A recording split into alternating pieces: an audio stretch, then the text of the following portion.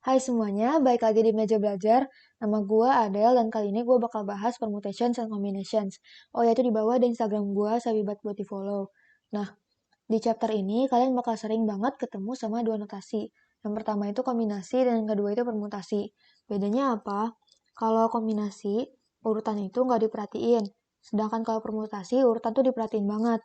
Jadi buat yang kombinasi, contohnya misalnya kalian punya 5 teman, tapi kalian cuma punya 3 minuman.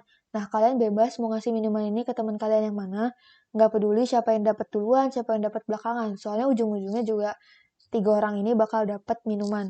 Tapi kalau permutasi, urutan itu diperhatiin. Misalnya kalian punya 5 teman, dan kalian mau ajak 3 orang buat ngantri. Misalnya yang kepilih itu A, B, sama C. Nah, urutan antri mereka kan ngaruh ya. Misalnya urutannya A, B, C, atau enggak B, A, C. Itu kan dianggap beda, makanya kita pakai permutasi. Nah, kalau kombinasi itu bisa ditulis dengan cara ini. Gua personally lebih suka yang ini, cuman kalau di Cambridge biasanya yang dipakai yang ini. Terus kalau permutasi cara tulisnya itu gini, tapi di Cambridge lebih familiar yang ini. Nah, N kombinasi R atau NCR sendiri nilainya itu sama dengan N faktorial per R faktorial N min R faktorial. Sedangkan kalau permutasi NPR itu nilainya sama dengan N faktorial per N min R faktorial. Nah, sebenarnya NCR itu definisinya kita mau pilih R objek dari N objek yang tersedia. Sedangkan kalau NPR itu definisinya kita mau pilih R objek dari N objek yang tersedia.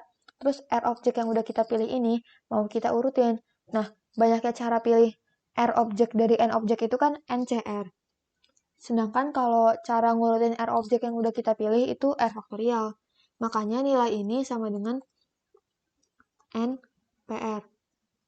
Nah, sebenarnya misalnya kalian dikasih 5 benda. Banyaknya cara ngurutin 5 benda itu, kan biasanya kalian langsung 5 faktorial. Nah, sebenarnya nilai ini itu sama dengan 5P5. Soalnya kalian punya 5 benda, dan 5-5-nya mau kalian atur urutannya. Makanya sama dengan 5P5, yang nilainya sama dengan 5 faktorial. Oh ya, kalau misalnya dikombinasi, NCR itu nilainya sama dengan NC N min R. Karena NCR itu kan nilainya ini. Sedangkan kalau NC N min R, itu nilainya sama dengan N faktorial per N min R faktorial, R faktorial. Nah, ini kan nilainya sama ya. Makanya statement ini valid. Lanjut ke cyclic permutation. Mungkin kalian udah pernah tahu kalau misalnya banyaknya cara ngurutin N orang duduk melingkar itu sama dengan N-1 faktorial. Tapi kenapa bisa kayak gitu? Misalnya, N-nya itu 3. Orangnya itu A, B, sama C. Nah, kalau sebaris, itu banyak cara ngurutin mereka bertiga kan 3 faktorial. Nah, ini sebenarnya nilainya sama dengan 3 permutasi 3 ya. Atau sama dengan 6. Nah, kalau kita list kemungkinannya, yang pertama itu ada ABC, terus ada ACB, terus ada BCA, terus yang keempat ada BAC, yang kelima ada CAB, dan yang keenam ada CBA. Nah, ini kalau misalnya kita gambarin bentuk lingkarannya, misalnya yang nomor 1, yang pertama di atas, yang kedua di kanan, dan yang ketiga di kiri. Jadi ABC gini kan. Nah, yang nomor 2, itu jadinya, nomor 3, itu jadinya B, C, A. Terus yang nomor 5, itu jadinya C, A, B. Nah, sebenarnya yang nomor 1 ini kalau diputar-putar, misalnya A-nya jadi ke sini, terus B-nya jadi ke sini, C-nya jadi ke sini, itu kan bakal jadi yang nomor 5. Terus ntar kalau diputar lagi bakal ngasihin yang nomor 3. Berarti kan sebenarnya mereka sama aja. Nggak perlu dihitung 3 kali kan. Jadi misalnya cukup yang nomor 1 aja yang dihitung, 3 sama 5 nggak usah. Ini. Nah, begitu juga dengan yang nomor 2, 4 sama 5. 2, 4 sama 6. Cukup 1 aja yang dihitung. Nah, ini banyaknya cara muter-muter ini itu kan ada 3 cara ya. Yang pertama A-nya yang di atas, yang kedua B-nya yang di atas, dan yang ketiga C-nya yang di atas. Nilai ini sebenarnya sama dengan banyaknya orang yang duduk. Nah, berarti sebenarnya cara ngurutin cyclic permutation itu ada sebanyak cara ngurutin sebaris dibagi sama banyaknya objek. Jadi kalau misalnya di contoh yang ini, kan cara ngurutin sebarisnya ada 3 faktorial. Tapi karena mereka duduk melingkar, jadi harus dibagi sama banyaknya objek yang duduk. Banyak orang yang duduk kan ada 3. Makanya sama dengan 3 faktorial per 3 atau sama dengan 6 per 3 sama dengan 2. Bener kan? Tadi yang ke checklist cuma 2. Nah, tapi syaratnya objeknya ini harus beda. Jadi kalau misalnya objeknya AA, BB, ini nggak berlaku. Contoh lagi, misalnya ada 5 orang dan 4 kursi.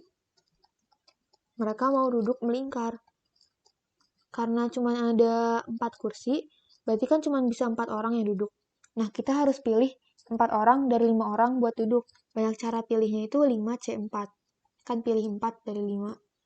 Terus, kalau ngatur tempat duduk mereka biar sebaris, itu kan ada 4 faktorial. Soalnya mereka berempat, jadi 4 faktorial. Tapi karena sekarang maunya mereka duduk melingkar, berarti harus dibagi sama banyaknya orang yang duduk.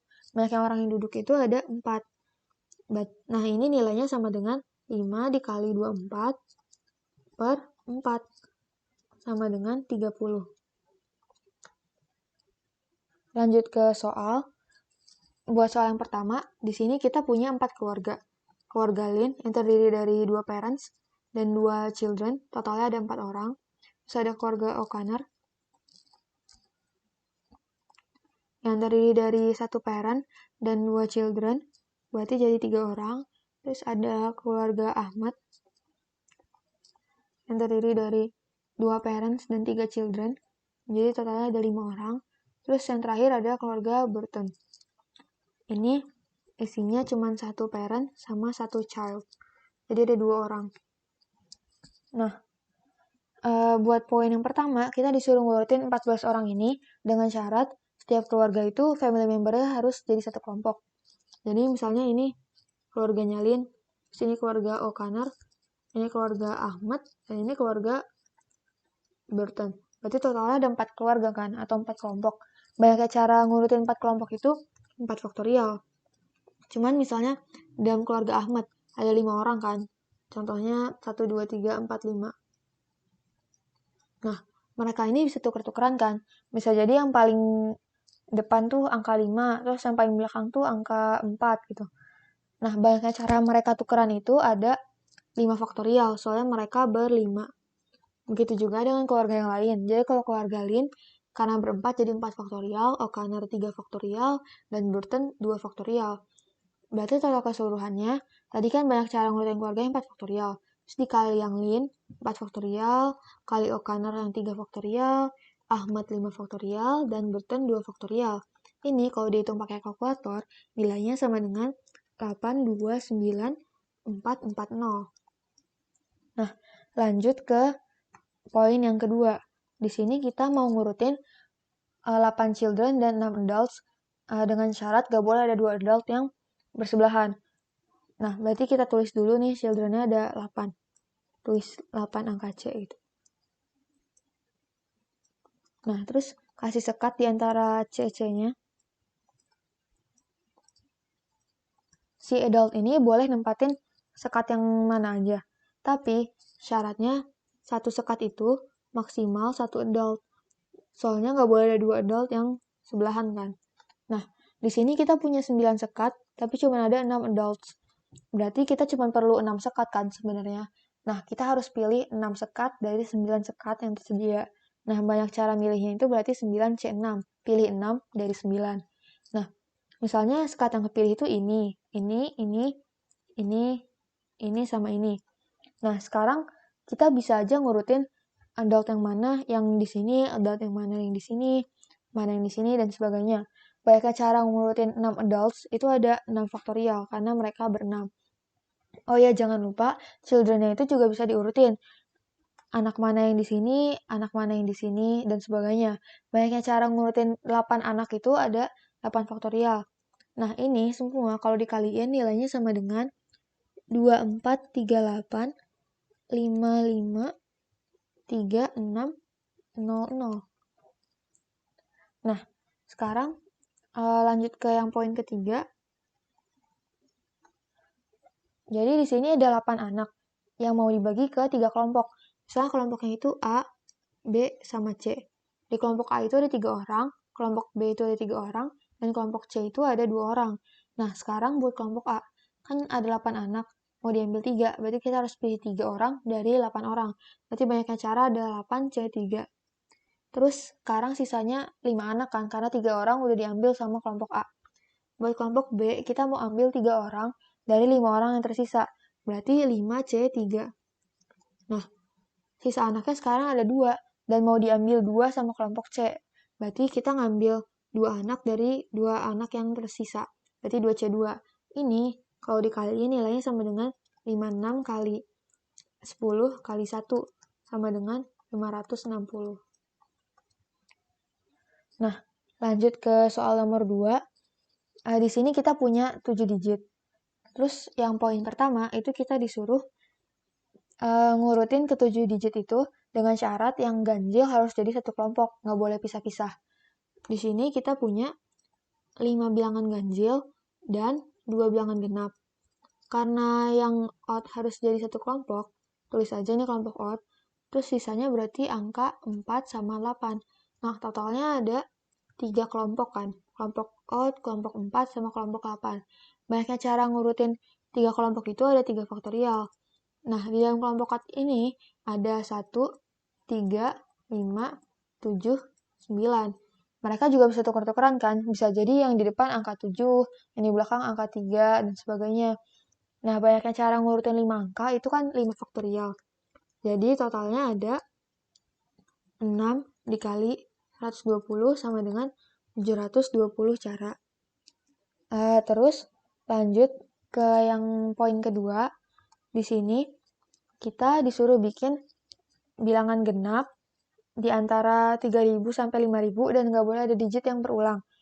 Nah, karena harus di antara 3.000 sama 5.000, berarti kan cuma ada 2 kemungkinan. Yang pertama itu 3.000-an, dan yang kedua itu 4.000-an.